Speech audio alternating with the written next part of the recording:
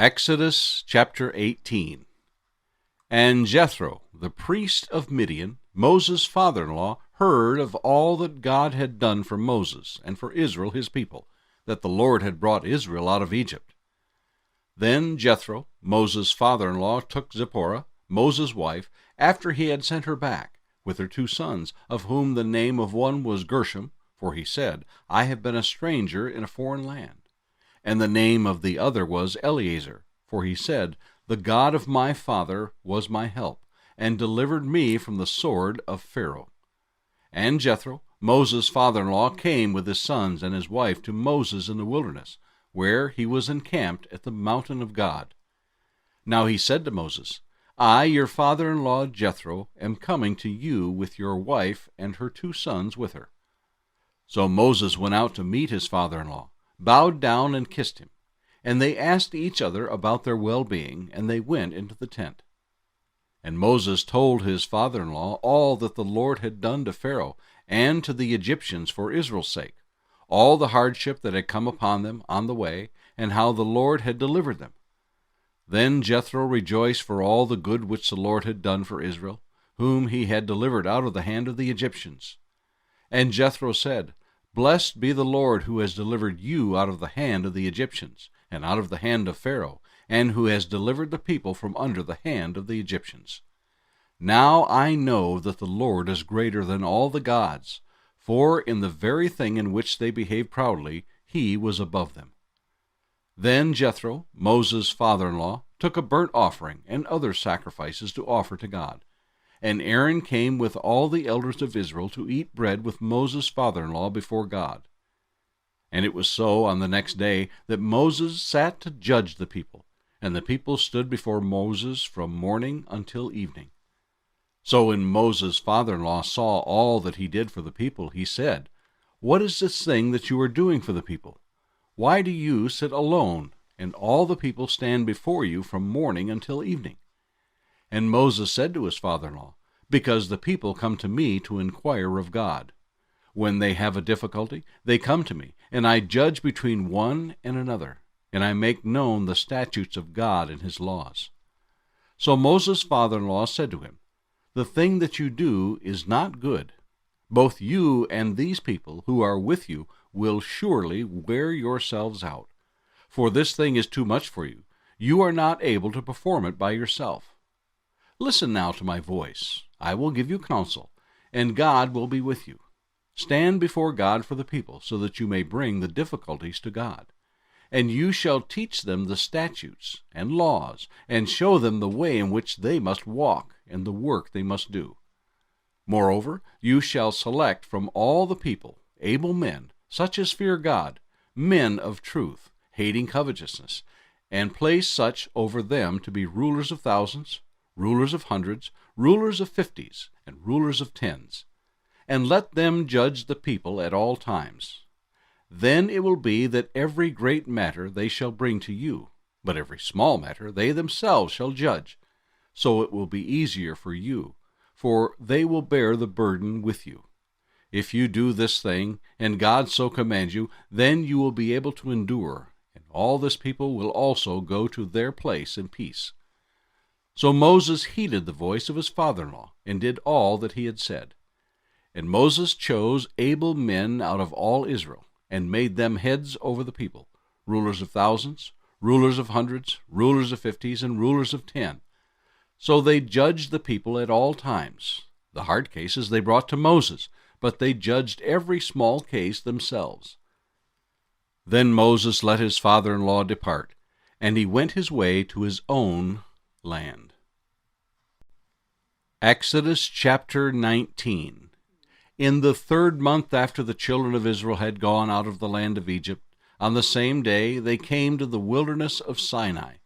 For they had departed from Rephidim, had come to the wilderness of Sinai, and camped in the wilderness.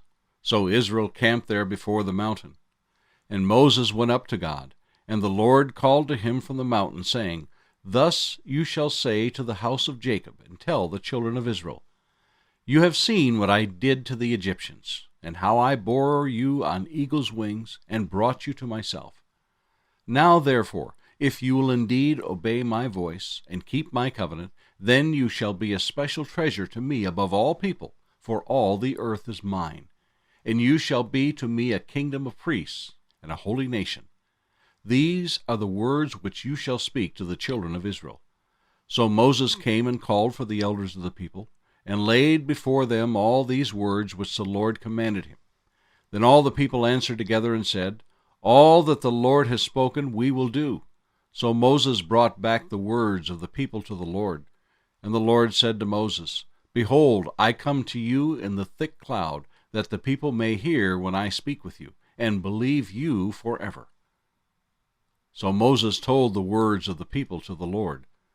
Then the Lord said to Moses, Go to the people and consecrate them today and tomorrow, and let them wash their clothes, and let them be ready for the third day. For on the third day the Lord will come down upon Mount Sinai in the sight of all the people. You shall set bounds for the people all around, saying, Take heed to yourselves that you do not go up to the mountain or touch its base. Whoever touches the mountain shall surely be put to death. Not a hand shall touch him, but he shall surely be stoned or shot with an arrow. Whether man or beast, he shall not live. When the trumpet sounds long, they shall come near the mountain. So Moses went down from the mountain to the people and sanctified the people, and they washed their clothes. And he said to the people, Be ready for the third day. Do not come near your wives. Then it came to pass on the third day, in the morning, that there were thunderings and lightnings, and a thick cloud on the mountain, and the sound of the trumpet was very loud, so that all the people who were in the camp trembled. And Moses brought the people out of the camp to meet with God, and they stood at the foot of the mountain. Now Mount Sinai was completely in smoke, because the Lord descended upon it in fire. Its smoke ascended like the smoke of a furnace, and the whole mountain quaked greatly. And when the blast of the trumpet sounded long and became louder and louder, Moses spoke, and God answered him by voice. Then the Lord came down upon Mount Sinai on the top of the mountain, and the Lord called Moses to the top of the mountain, and Moses went up. And the Lord said to Moses, Go down and warn the people, lest they break through to gaze at the Lord, and many of them perish. And let the priests who come near the Lord consecrate themselves, lest the Lord break out against them. But Moses said to the Lord, The people cannot come up to Mount Sinai, for you warned us, saying, Set bounds around the mountain and consecrate it. Then the Lord said to him, Away, get down, and then come up, you and Aaron with you. But do not let the priests and the people break through to come up to the Lord, lest he break out against them. So Moses went down to the people and spoke to them. Exodus chapter 20. And God spoke all these words, saying, I am the Lord your God, who brought you out of the land of Egypt, out of the house of bondage. You shall have no other gods before me. You shall not make for yourself a carved image, any likeness of anything that is in heaven above, or that is in the earth below, or that is in the water under the earth. You shall not bow down to them, nor serve them. For I, the Lord your God, am a jealous God, visiting the iniquity of the fathers upon the children to the third and fourth generations of those who hate me, but showing mercy to thousands, to those who love me and keep my commandments. You shall not take the name of the Lord your God in vain, for the Lord will not hold him guiltless who takes his name in vain. Remember the Sabbath day to keep it holy. 6 days you shall labor and do all your work. But the seventh day is the Sabbath of the Lord your God. In it you shall do no work, you nor your son, nor your daughter, nor your male servant, nor your female servant, nor your cattle, nor your stranger who is within your gates. For in 6 days the Lord made the heavens and the earth, the sea and all that is in them, and rested the seventh day. Therefore the Lord blessed the seventh day and hallowed it. Honor your father and your mother, that your days may be long upon the land which the Lord your God is giving you. You shall not murder. You shall not commit adultery. You shall not steal. You shall not bear false witness against your neighbor. You shall not covet your neighbor's house. You shall not covet your neighbor's wife, nor his male servant, nor his female servant, nor his ox, nor his donkey, nor anything that is your neighbor's."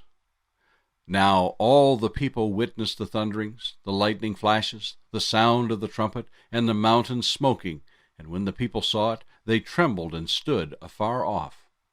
Then they said to Moses, "You speak with us, and we will hear, but let not God speak with us, lest we die."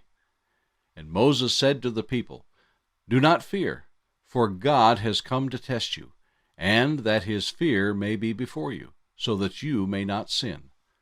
So the people stood afar off, but Moses drew near the thick darkness where God was. Then the Lord said to Moses, "Thus you shall say to the children of Israel, You have seen that I have talked with you from heaven. You shall not make anything to be with me. Gods of silver or gods of gold you shall not make for yourselves. An altar of earth you shall make for me, and you shall sacrifice on it your burnt offerings and your peace offerings, your sheep and your oxen. In every place where I record my name I will come to you, and I will bless you. And if you make me an altar of stone, you shall not build it of hewn stone, for if you use your tool on it, you have profaned it. Nor shall you go up by steps to my altar, that your nakedness may not be exposed on it."